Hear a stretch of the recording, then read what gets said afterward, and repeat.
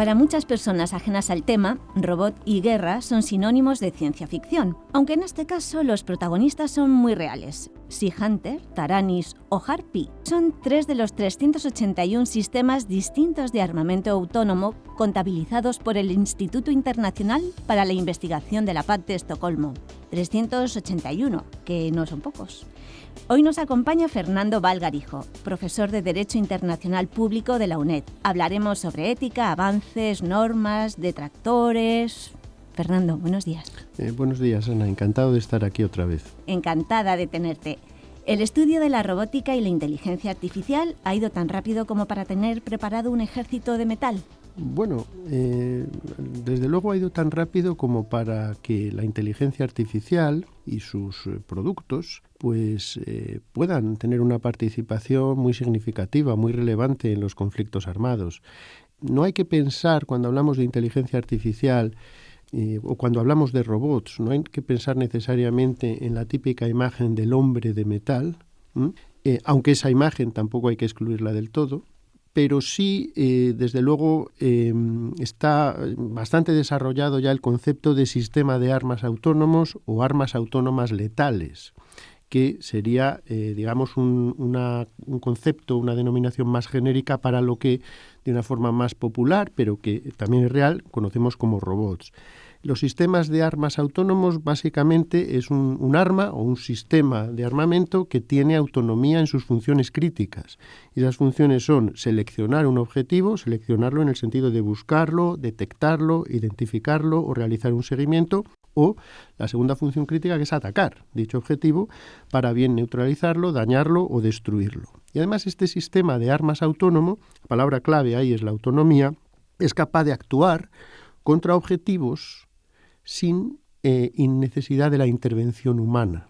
O sea, aquí no estamos en un escenario en el que tenemos un dispositivo de alta tecnología que en todo momento es controlado por un operador humano, sino lo que tenemos es un sistema de armas que una vez se activa, digamos, toma decisiones él solo, puede atacar, seleccionar y atacar objetivos, ya digo, de forma autónoma y, muy importante, aprende muy rápido a medida que actúa y aprende en función del entorno donde se le despliega, ¿no? Y claro, cuando alguien aprende autónomamente, nunca está predeterminado del todo lo que va a hacer, lo que no va a hacer y cómo va a responder.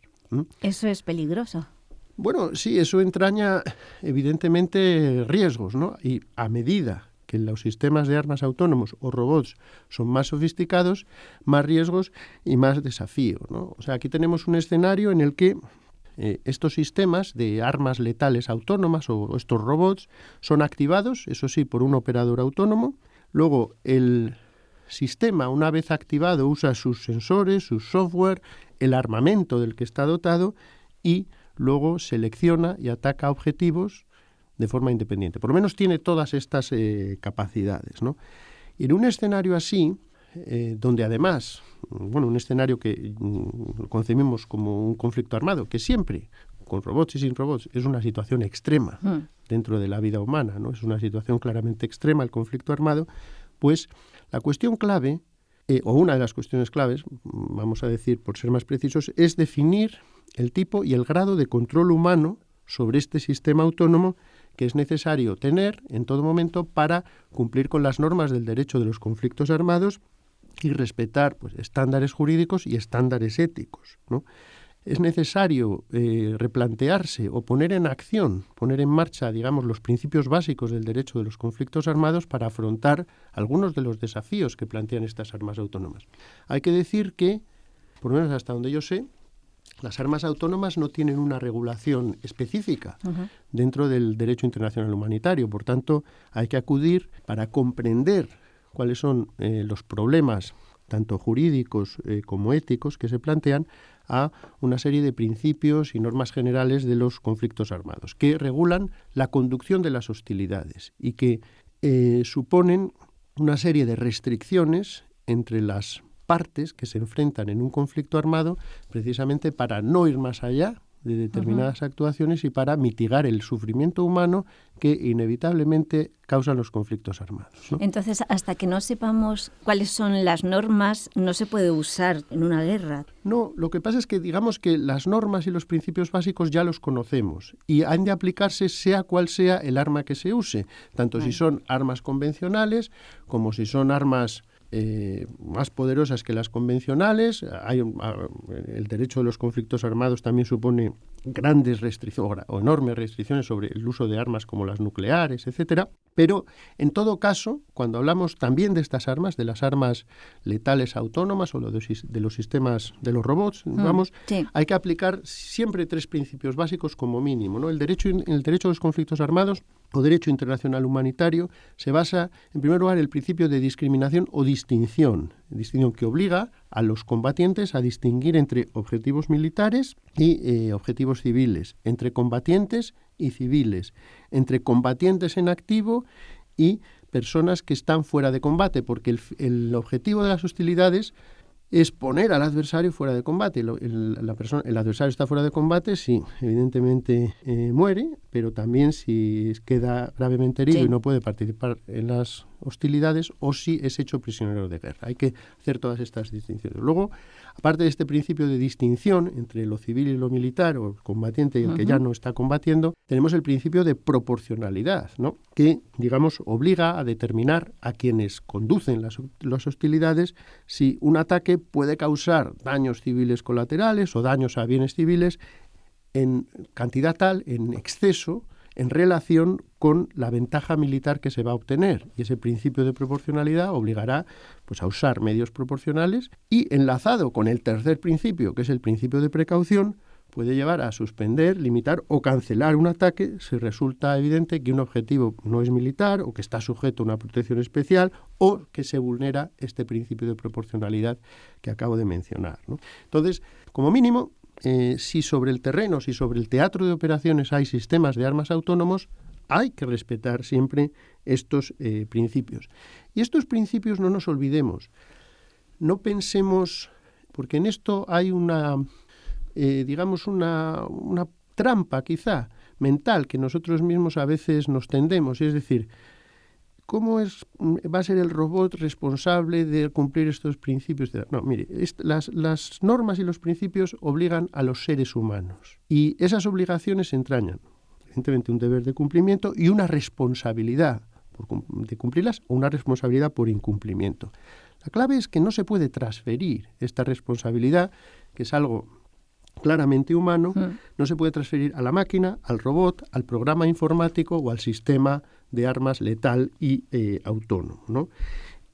Por tanto, el problema que puede ocurrir con este tipo de armas que toman decisiones al margen de los humanos, llega un momento que pueden tomarlas y que crean una distancia tanto física como temporal entre el humano y la máquina, que los mandos militares, que quienes están conduciendo las hostilidades dejen de tomar decisiones en relación al principio de distinción, al principio de proporcionalidad o al principio de precaución.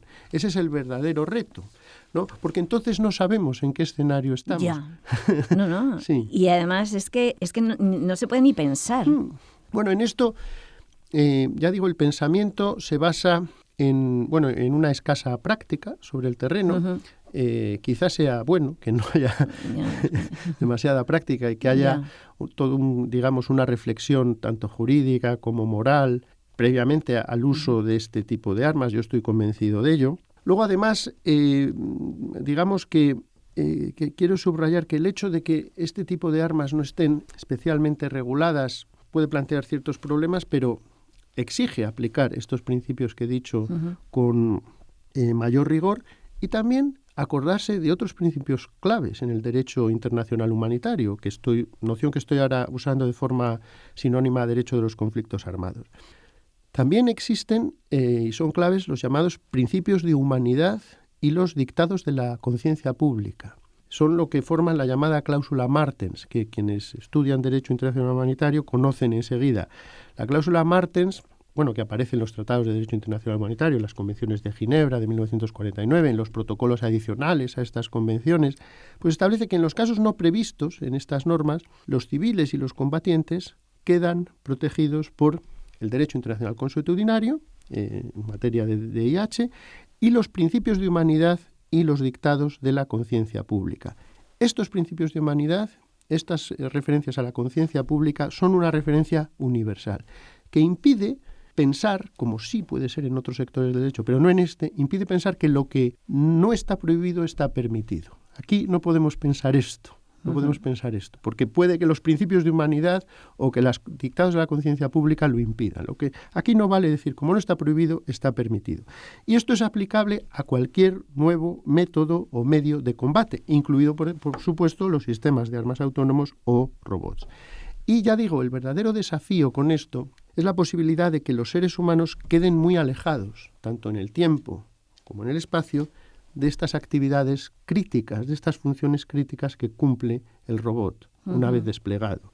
La selección y el ataque de objetivos. Es decir, que la conducción de hostilidades quede fuera del control humano, ¿no? Y esto va a plantear, evidentemente, problemas a la hora de valorar si se está cumpliendo el derecho de los conflictos armados y luego, claro, plantea inevitablemente cuestiones éticas, cuestiones que afectan a los dictados de la conciencia pública y al principio de humanidad. No olvidemos que esa noción de responsabilidad que he citado antes, sí, evidentemente la responsabilidad es un concepto jurídico, pero previamente es también un concepto moral, ¿no? Y hay una continuidad entre lo moral y lo jurídico, digamos, con carácter general.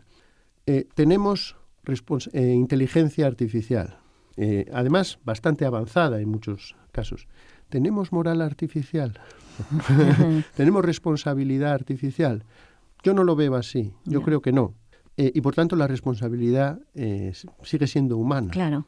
Y ese es el reto. Y para poder ejercer esa responsabilidad hace falta garantizar un control humano sobre estas máquinas.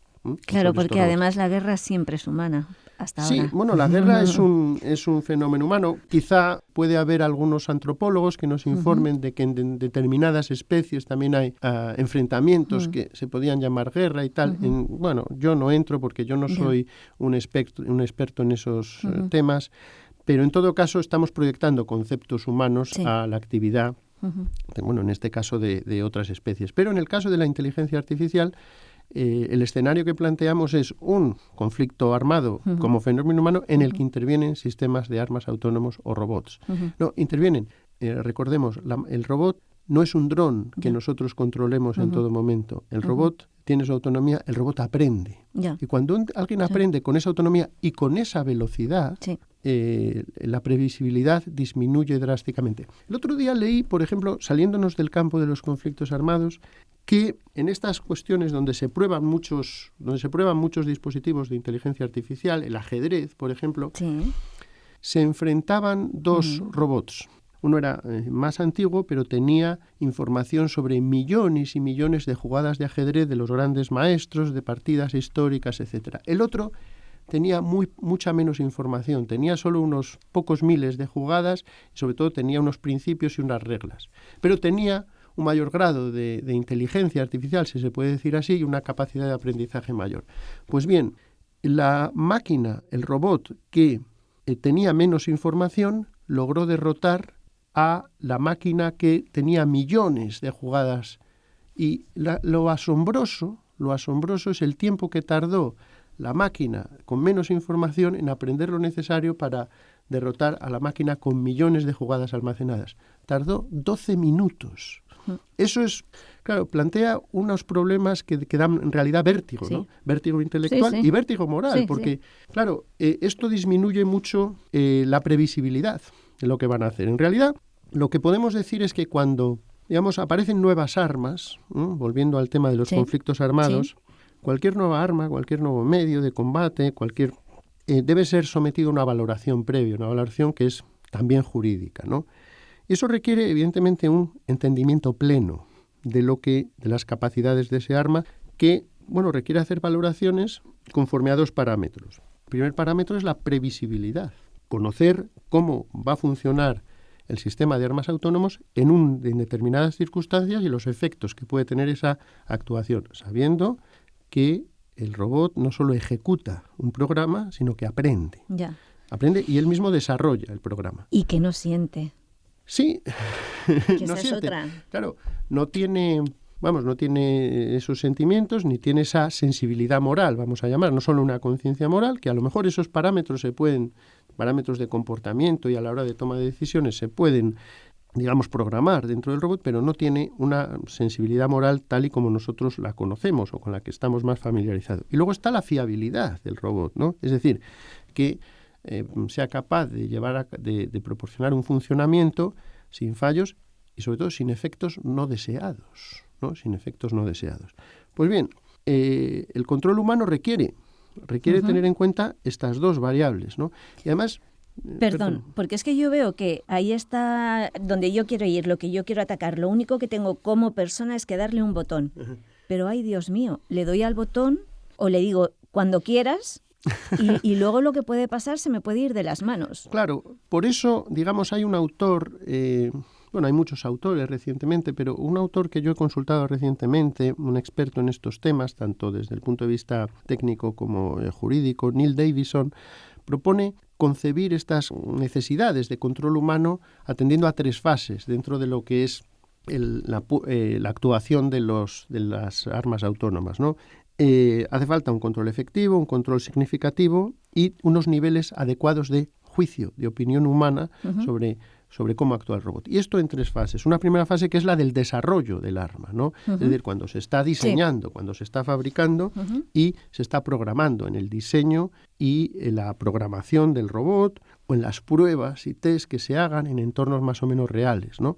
Hay que, a la hora de programar, a la hora de hacer pruebas, es decir, procurar que el diseño, los parámetros, la programación tenga en cuenta muy especialmente el cumplimiento con el derecho de los conflictos armados, con los principios de humanidad, etc. O sea que hay que ponerle unos límites. Sí, unos límites, digamos, de partida, ¿no? De diseño, ¿no? Luego está la fase de activación, ¿no? Segunda fase, ¿no?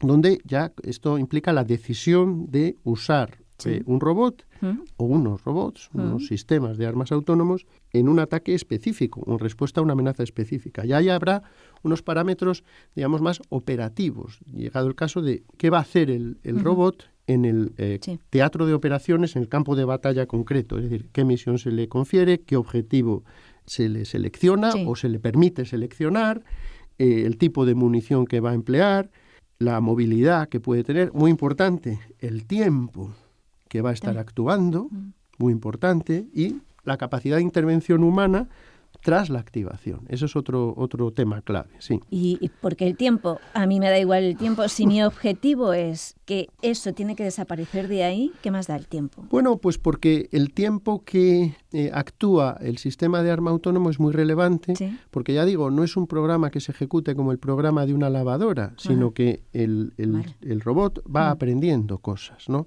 Y no sabemos el robot se ocupa de su propia supervivencia. Bueno, pues depende también de la programación y depende de la situación, pero si lo hace, pues va a lo mejor a aprender a tomar ciertas decisiones que la garanticen, ¿no?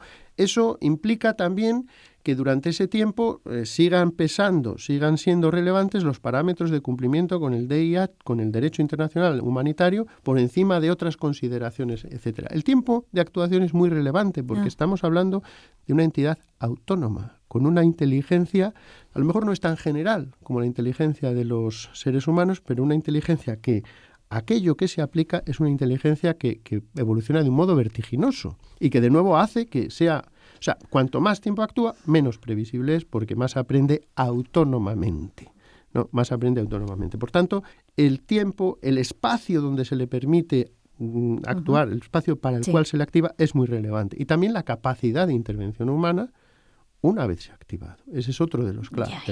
Eso es fundamental. Y ahí nos vamos a la tercera fase, donde es clave también mantener un grado suficiente de control humano, ¿no?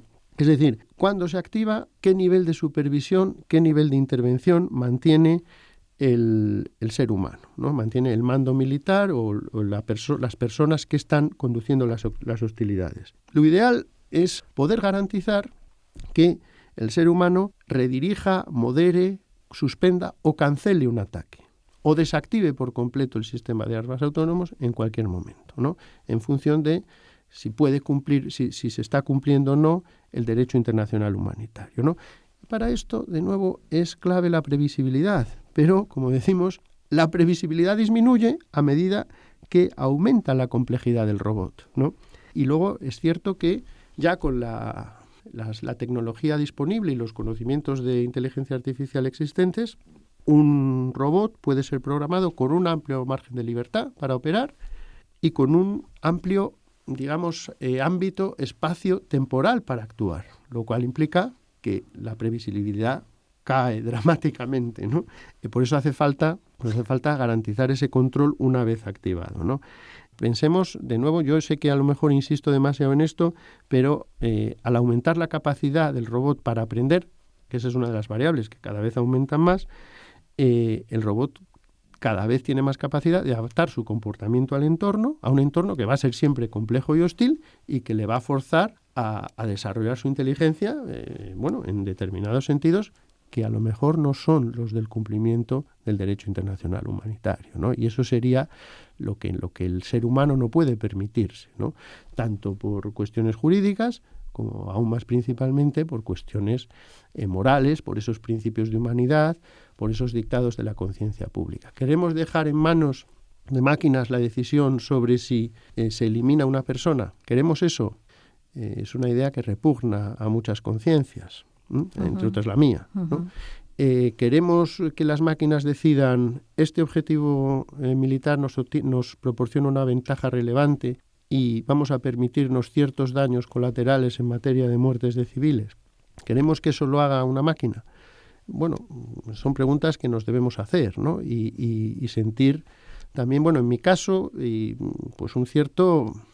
preocupación y hasta vértigo moral por las decisiones que se puedan tomar. Hay también quien dice, mire, si usted programa bien los sistemas de armas autónomos, a lo mejor cumplen mejor con el derecho internacional humanitario, a lo mejor seleccionan mejor los objetivos, a lo mejor son más eficaces. Ya que hablamos de armas inteligentes que permiten reducir el número de víctimas colaterales, civiles, de no combatientes, etcétera, pues cuanto más inteligentes sean las armas, si están mejor usadas, pues mejor se va a cumplir y el derecho de los conflictos armados va a garantizarse mejor y el sufrimiento humano en los conflictos armados se va a reducir. Bueno, es una posibilidad, sí, pero la otra también existe, la posibilidad contraria, y estamos obligados a pensar en ella y a reducir esa otra posibilidad, ¿no?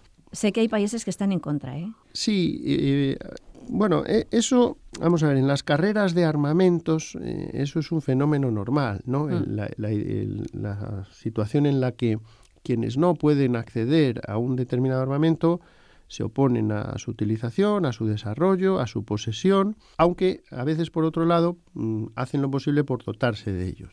Pero también en las carreras de armamentos o cuando aparecen nuevos armamentos sucede otro fenómeno que inevitablemente o que muy probablemente lleva a que se desarrollen más, porque es decir, si una potencia o una gran potencia desarrolla determinadas armas, las otras la tienen que desarrollar también para conservar su estatus de gran potencia, etcétera. Por tanto, habrá países en contra, habrá países a favor. El caso es que estas armas se están desarrollando, ¿no? Y se van a desarrollar más. Y por eso es obligada esta reflexión, que ya digo, es jurídica y moral, ¿no?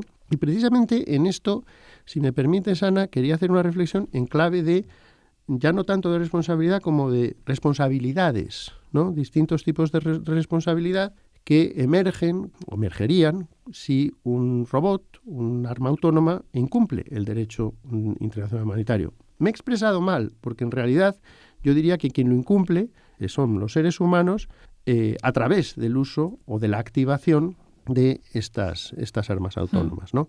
En primer lugar, basándonos en que es responsable de los actos del robot quien lo pone en el teatro de operaciones, pues vamos a tener en primer lugar una responsabilidad del Estado, ¿no? O sea, hay que partir de, digamos, el esquema habitual de la responsabilidad internacional del Estado, que prescribe que los actos del sistema de armas autónomos son atribuibles al Estado si ha sido desplegado el robot por parte de sus Fuerzas Armadas, ¿no?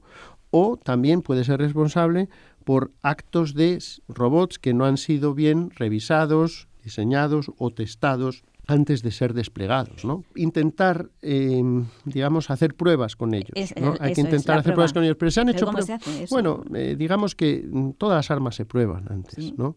Las armas nucleares también se probaron, se probaron en el desierto, en Nuevo México, etcétera. O sea que pruebas se hacen. Luego, por tanto, responsabilidad del Estado, la responsabilidad internacional del Estado no es nunca penal, pero sí podría existir una responsabilidad penal internacional que afectaría a individuos, ¿no? A individuos. En derecho internacional la responsabilidad penal es siempre individual, nunca estatal, y en este caso sería por la comisión de crímenes de guerra, crímenes de guerra debidos al uso y a la actuación de estos robots o armas autónomas, ¿no? También puede ser responsable incluso un programador que programa intencionadamente, en derecho penal el elemento intencional suele ser clave, que programa intencionalmente un robot para que vulnere el derecho humanitario, ¿no? O un mando militar que ordene o que active la actuación de un sistema de armas autónomos cuya actuación no es previsible o que pudiendo intervenir cuando está produciéndose determinadas actuaciones no lo hace, etcétera, ¿no? Ahí hay una responsabilidad penal de individuos, ¿no? Y, digamos, tirando de todas las hipótesis posibles, también puede haber una responsabilidad de quienes fabrican, programan, diseñan esas armas por un mal funcionamiento que consista, el mal funcionamiento, no en que sea poco eficaz, sino en que vulnere las normas de derecho internacional humanitario. Ahí también podría haber una responsabilidad de este tipo, ¿no? Yo quería hacer a modo de conclusión de estas ideas que he estado exponiendo, que, digamos, hay una serie de principios y normas claves en el derecho de los conflictos armados. Son esos principios de distinción, de proporcionalidad, de precaución, el principio de humanidad, los dictados de la conciencia pública, que al final imponen obligaciones para los seres humanos, para aquellos que planean, lanzan, ejecutan un ataque en un conflicto armado, ¿no? Y que el cumplimiento de estas exigencias jurídicas y éticas implica un grado de control humano. Y que evidentemente en todo este problema que estamos tratando hay, digamos, dos principios en tensión. La tensión entre el control humano necesario y la autonomía cada vez mayor del robot o del arma autónoma. Y de cómo manejemos esa tensión, de cómo se vaya resolviendo esa tensión, depende, cómo va a evolucionar, yo creo, la concepción de estas armas, incluso los conflictos armados en el futuro. Yo creo que a medida que el hombre evoluciona como ser humano, el mundo se vuelve más peligroso.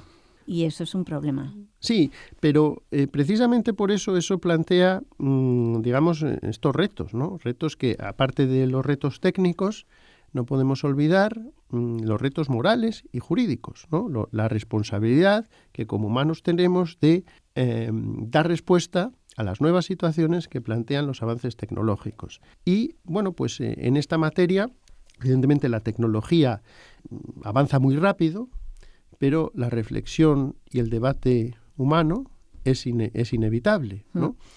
Y esa reflexión tampoco es una reflexión que se deba hacer partiendo de cero, sino partiendo de un patrimonio jurídico y moral que la humanidad ha ido construyendo a lo largo de muchos siglos, de muchos avances y retrocesos, pero que es, ya digo, un patrimonio de la humanidad que debe servir para afrontar estos retos. Si viviéramos 200 años más, te invitaría a que habláramos del tema, porque de aquí a lo mejor en menos tiempo ya... Sí, yo, una de las cosas de las que he hablado es lo difícil que es hacer predicciones, creo, lo difícil que es asegurar la previsibilidad. Por eso yo a 200 años, yo no me atrevo a hacer una predicción a 2 semanas como para 200 años, ¿no? O sea... Bueno, pues te invito para antes. De acuerdo, mejor. Encantado de estar aquí.